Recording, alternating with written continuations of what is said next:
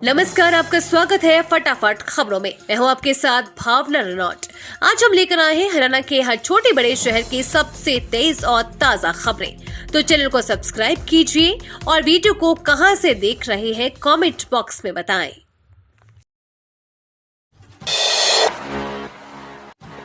हरियाणा में चुनाव से पहले बीजेपी ने बदल दी सरकार। राम मंदिर और 370 के जवाब में कांग्रेस कैसे कर रही पलटवार। दिल्ली से सटे हरियाणा में भी चुनाव को लेकर खासा उत्साह देखा जा रहा है। यहां पर लोकसभा चुनाव के कुछ समय बाद ही विधानसभा चुनाव कराए जाएंगे। बीजेपी पिछले 10 सालों से यहां पर लोकसभा विधानसभा में कब्जा बनाए हुए है। बीजेपी एक बार फिर मैदान में है और अपने 10 साल का कामकाज को आधार बनाकर वोट मांग रही है, जबकि कांग्रेस उनकी नाकामियों को वोटर्स के सामने रखकर काउंटर करने में लगे हैं। हरियाणा में भी लोकसभा चुनाव को लेकर माहौल धीरे धीरे बनने लगा है। भारतीय जनता पार्टी कोशिश में है कि पिछले बार की चुनाव परिणाम को फिर से दोहराया जाए, जबकि कांग्रेस यहां पर अच्छा प्रदर्शन करने की योजना पर काम कर रही है। खास बात यह है कि हरियाणा में कुछ महीने बाद विधानसभा चुनाव भी होनी है। ऐसे में लोकसभा चुनाव के परिणाम इस चुनाव पर असर डाल सकते हैं। राज्य में राम मंदिर के साथ साथ किसानों से जुड़े मुद्दे और बेरोजगारी जैसे कई अहम मुद्दे छाए हुए हैं। किसानों पर आफत। हरियाणा के 8 जिलों में हो सकती है बारिश, ओले गिरने की भी आशंका।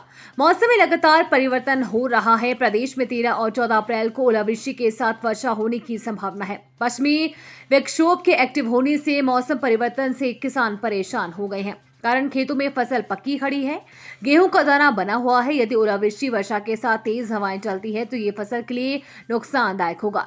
दिन के समय धूप खिलने के कारण अधिकतम तापमान भी 36 डिग्री को पार कर गया है। बरवाला रैली में महिलाओं ने की नारेबाजी। पूर्व सीएम मनोहर लाल बोले, 1-2 ऐसे होते हैं। हिसार के बरवाला में पूर्व सीएम मनोहर लाल की रैली में किसानों ने विरोध करने का प्रयास किया। इस बीच सादी वर्दी में मौजूद पुलिसकर्मियों ने किसानों को दबोच लिया। किसान का मुंह दबाकर उसे बाहर ले गया। रैली स्थल पर विरोध करने पहुंची 2 महिलाओं को भी पुलिस ने हिरासत में लिया। महिलाओं ने भाजपा सरकार मुर्दाबाद, मनोहर लाल मुर्दाबाद के नारे लगाए। मंच पर मौजूद पूर्व सीएम मनोहर लाल ने कहा कि 1-2 लोग ऐसे होते हैं। उन्होंने पुलिसकर्मियों की ओर इशारा कर कहा कि नहीं, ये लोग खुद देख लेंगे। इसके बाद महिलाओं को पुलिस ने हिरासत में लिया। रैली स्थल के बाहर किसान नेताओं ने सरकार के खिलाफ नारेबाजी की। पुलिस ने किसानों को हिरासत में लेकर उन्हें अग्रोहा थाने में भेज दिया। 10 साल पहले नौकरी गई और अब टिकट भी। भाजपा नेता सुनीता दुग्गल का छल का दर्द। सिरसा से सांसद सुनीता दुग्गल का एक वीडियो इंटरनेट पर वायरल हो रहा है। इस वीडियो में वो बुधवार को रोड़ी में आयोजित जनसभा में पूर्व सीएम मनोहर लाल से जुड़ा किस्सा सुना रही है। कह रही है कि 2014 में इनकम टैक्स ऑफिसर की नौकरी छोड़कर राजनीति में आई। उस समय किसी भी अधिकारी की विदाई होती है तो फेयरवेल करते थे। आज ऐसा लग रहा है कि आप लोग मेरी फेयरवेल पार्टी में बैठे हैं। जब मैं राजनीति में आई तो मुझे याद है कि पार्टी के शीर्ष नेतृत्व ने कहा था कि 2014 में सिरसा से चुनाव लड़ना है। जब मनोहर लाल से मिली थी तो उन्होंने कहा था कि आप तो अफसर हैं, राजनीति में कैसे आ रही।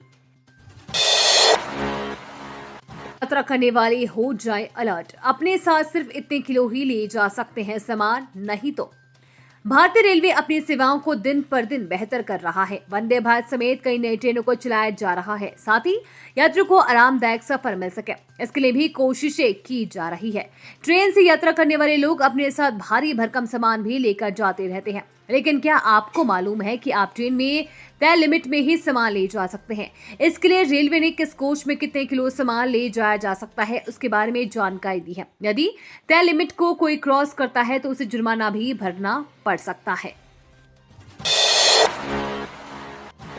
Delhi Mumbai expressway link road के लिए बुढ़िया नाले पर 3 लेन का पुल तैयार। सर्विस लेन से गुजरने लगा ट्रैफिक।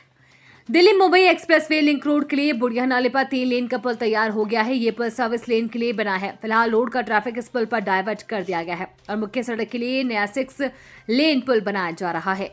इसके लिए पिलर खड़े किए जा रहे हैं। गौरतलब है कि फरीदाबाद में बाईपास रोड को Delhi Mumbai expressway link road के रूप में विकसित किया जा रहा है। रोड को चौड़ा कर 12 लेन का किया जा रहा है। 6 लेन मुख्य सड़क के साथ 3-3 लेन के सर्विस रोड बनाई जा रही है। इसके साथ ही सभी मुख्य चौराहों पर अंडरपास व फ्लाईओवर आदि बनाए जा रहे हैं। हरियाणा के दंगल में भाजपा पर भारी पड़ सकते हैं बेरोजगारी, ओल्ड पेंशन और कोटे सहित 5 मुद्दे। हरियाणा की 10 लोकसभा सीटों पर 25 मई को होने वाले चुनाव से पहले राज्य में सियासी घमासान मचा हुआ है। जननायक जनता पार्टी में घमासान मचा हुआ है और पार्टी का राजनीतिक भविष्य खतरे में नजर आ रहा है। भाजपा ने जनता की नाराजगी कम करने के लिए मुख्यमंत्री मनोहर लाल खट्टर सहित कई मंत्रियों को हटा दिया है, लेकिन इसके बावजूद हरियाणा में उन्हें और उनके मंत्रियों को किसानों द्वारा गांव में नहीं घुसने दिया जा रहा। इस बीच चुनाव में 5 मुख्य मुद्दे उभर कर सामने आ रहे हैं। दिल्ली से ली फर्जीवाड़े की ट्रेनिंग, फिर फरीदाबाद में खोला कॉल सेंटर, 250 से ज्यादा लोगों को ठगा। शहर में एक और फर्जी कॉल सेंटर पकड़ा गया है। साइबर थाना सेंट्रल की टीम ने बुधवार को एक मकान पर रेड कर 3 युवकों को गिरफ्तार किया। यहां किराए के कमरे में 1 महीने से कॉल सेंटर चल रहा था। आरोपी लोन दिलाने के नाम पर लोगों को फंसाते थे। मौके से 23 मोबाइल बरामद किए गए हैं। पता चला है कि 1 महीने में ही देश भर में 250 से ज्यादा लोगों को ठगा जा चुका है। आरोपी तुगलकाबाद निवासी निखिल कुमार बीकॉम पास है। निखिल के अलावा सेहतपुर में रहने वाला 10वीं पास शशिकांत और लाजपत नगर का निवासी 12वीं पास विनोद कॉल सेंटर चला रहा था। विनोद चेन्नई का रहने वाला है। विनोद ने ही निखिल व शशिकांत को मलयालम, तेलुगु व कन्नड़ बोलना सिखाया था। इन आरोपियों का मुख्य टारगेट साउथ इंडिया के लोगों को ठगने का रहता था। आरोपियों ने यूपी, बिहार, उत्तराखंड, पंजाब, दिल्ली, एनसीआर, हरियाणा, राजस्थान में भी ठगी की है। निखिल ने दिल्ली में चलने वाले फर्जी कॉल सेंटर में काम कर जालसाजी के तरीके सीखे, फिर सेहतपुर के कमरे में खुद का कॉल सेंटर शुरू कर दिया। महेंद्रगढ़ स्कूल बस हादसा, सीसीटीवी फुटेज आया सामने। दुर्घटना से पहले खेड़ी में 10 मिनट रुकी बस, 5 लोग थे सवार।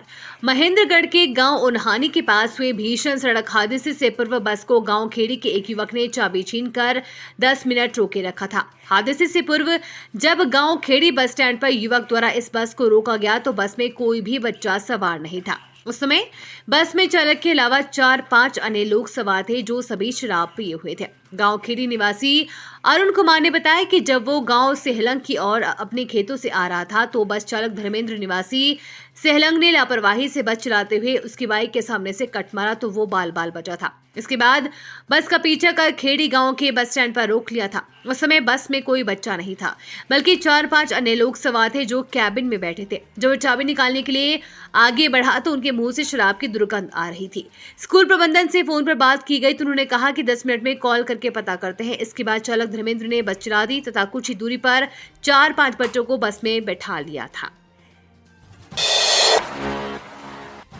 महेश हत्याकांड की गुत्थी सुलझी, पुलिस पूछताछ में आरोपी प्रिया बोली नरबली क्ले की हत्या। अंबाला छावनी के प्रसिद्ध कारोबारी महेश गुप्ता हत्याकांड की गुत्थी सुलझ गई है।